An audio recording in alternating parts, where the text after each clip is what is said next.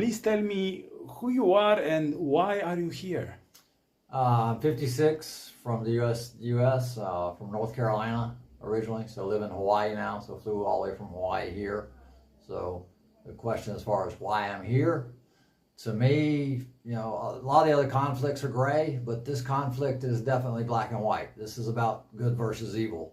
This is a storybook, you know, any movie we've ever watched, this is definitely evil against good. I mean, we're battling a situation here where, you know, the Ukrainians and the rest of the world are caring and kind and generous and unselfish and take care of one another, and it's just a matter of, you know, we need to stand up for that. That is the most important thing in the world, is just to show human beings that we're kind and we're caring and that we take care of one another and that the world is united so that we feed each other and make sure that, you know, we all move forward as one collective whole unit. So, you know, we feel the pain of one country's failure and their conflicts, and we enjoy the successes of other countries that are doing good, and we all work together. And for some reason, Russia does not grasp this concept that we're all one unit, and we have to get along and work together and be normal human beings. This is 2022. We have to work together. It seems asinine that we have a leader in a country that does not understand the concept of being unselfish and being generous and being kind and just the basic moral values that are required by human beings these days. It blows my mind. And what are you doing here in Ukraine? My initial goal was to come and fight.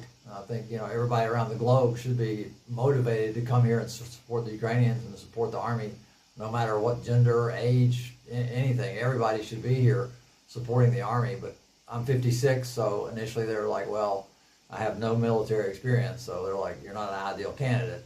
So they said, not right this minute. So plan B was to come here to Kyiv and promote getting more people here. You know, we need thousands and thousands and thousands of people here fighting with the Ukrainians. We need, you know, we've got 190 countries around the world, and we need thousands from all of them. If the governments will not send their official military, then we civilians have to pick up the torch and make this thing happen.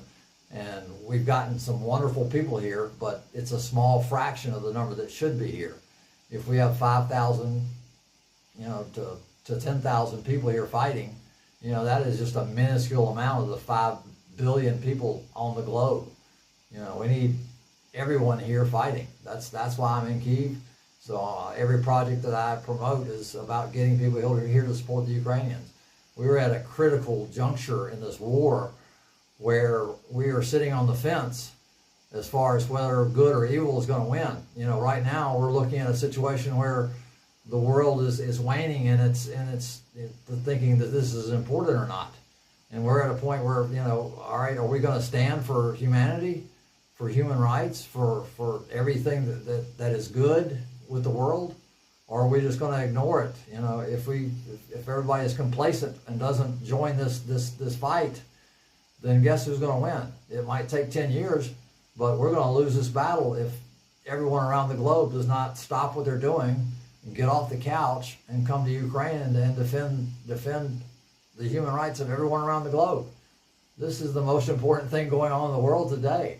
So sitting around and letting life go on as normal and complaining about gas prices and complaining about, you know, your luxury life in whatever country you live in is unacceptable. As human beings, we must support each other. We cannot turn our backs on anyone around the world and expect the problem to go away. So I've been dealing with Russia for my entire life.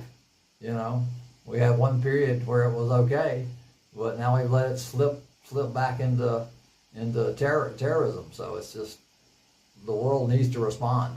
You know, why world leaders are not sending military is beyond me. We're going to have to elect new leaders the next go around that have a backbone and that, you know, have the fortitude to say, hey, we're not going to tolerate this type of behavior. This type of behavior is unacceptable anywhere, any place, you know.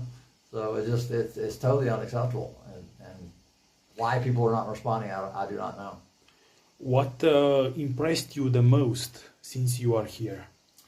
My trip to Irpin was pretty emotional. So, going and seeing the buildings that were burned and destroyed and things of that nature.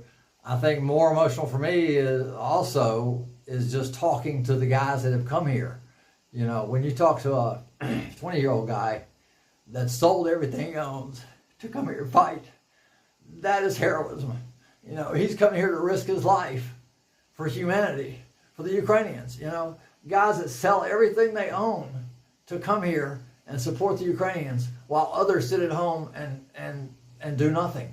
It's totally mind-blowing how we have this divide of people that are selfless and courageous and wonderful and willing to sell everything they own to come here and support, keep people from getting killed, to shelter kids and protect Ukrainians, and others that just, want to sit at home and not. It's just, it's an indictment of our entire human society to say, hey, where do we stand?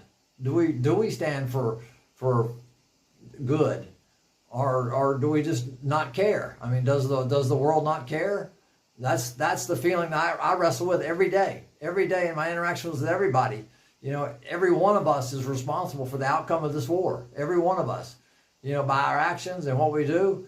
And, when I call back home and say, hey, I need $5 so I can, put enough money together to get a vest for a Ukrainian, and I get no response, I'm like, I'm not sure that the world is as wonderful as I once thought it was. I had thought that everyone would respond, very generously and unselfishly, and you don't have to come, but if I ask for $5 to buy a vest to save a Ukrainian life, it seems like that would be a no-brainer. But I increasingly get more disappointed in humanity, and I'm beginning to question whether or not we're going to end up on the right side of this equation. So you are working with the International Legion. Yes. And you are trying to convince people to help, to donate, and to join. Yeah. My final question is, what would you say to the people in order to convince them to join the International Legion, or to donate for it, or to be involved in the humanitarian aid to Ukraine? Right. It's just extremely important, the whole thing. As far as joining the military, yes, if you have some military experience or know people with military experience, encouraging them to come and fight. We have units all over the place. So, there were some leadership issues initially, but we've got so many units available to us: Georgian, Crimean, Ukrainian, Territorial Defense, Foreign Legion. We have, so many paramilitary groups. I put a 74-year-old Japanese guy in a unit. So, we have girls in units. So we have two girls that are in the unit up the street. So any gender, any age, any skill level to no skill level. But yeah, if you want to fight, come here and see me, and I'll put you in a unit so you can go fight. But regardless of that, we should have thousands upon thousands of people standing here with the Ukrainians. This Maiden Square, Independence Square, we should have millions of people in this square, filling the square from every country around the world.